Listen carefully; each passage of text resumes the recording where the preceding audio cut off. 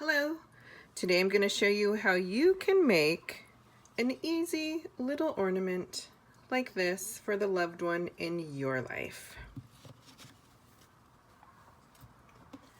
So I've already started by painting this wooden ornament in black paint. I painted the side red, didn't like it, went over it in black, and I'm probably going to distress it because this just looks kind of weird to me.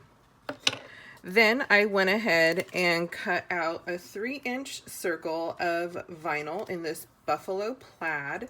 It's from Hobby Lobby, and I actually realized that it's repositionable vinyl or removable vinyl, but I figure for this type of project it's going to be just fine. So I just went ahead and measured and then cut out my circle, and then what I did, obviously I weeded it. I ran out of transfer tape, so I happen to have this Cricut stencil vinyl, and it works just as well. So now I'm just going to, I've already burnished it, I'm just going to peel back the backing and then just apply the vinyl to the ornament.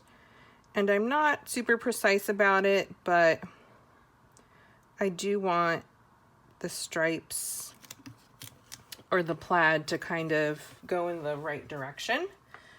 And now I'm just going to grab my squeegee, press that down,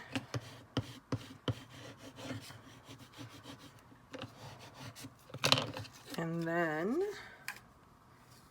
just pull back the transfer tape, or in this case stencil stuff.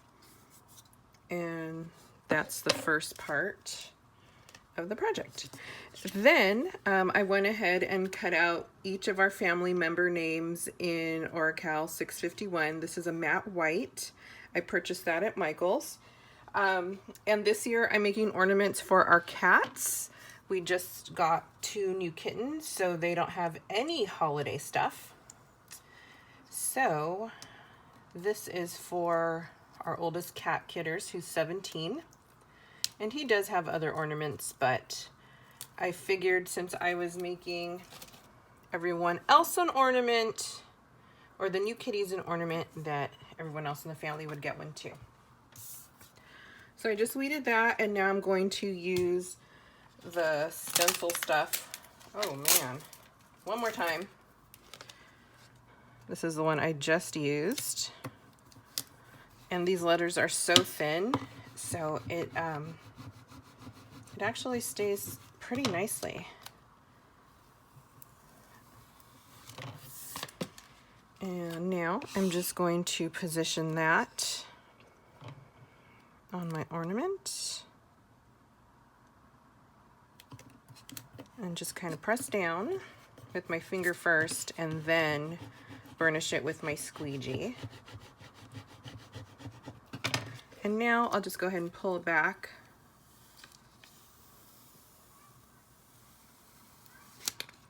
And that's it. So with this particular one, I already showed you, I painted the sides, but I'll show you some of the others. I left with that regular wooden edge. So depending on what you like, anything can really work. But I figure since I already painted the side of this one, I'm going to need to make the other ones kind of match. So thank you so much for watching. I hope you learned a little bit today, just a little something for Christmas if you wanted to make this for yourself or for a gift. Please like, share, and subscribe. Thanks for watching. Bye.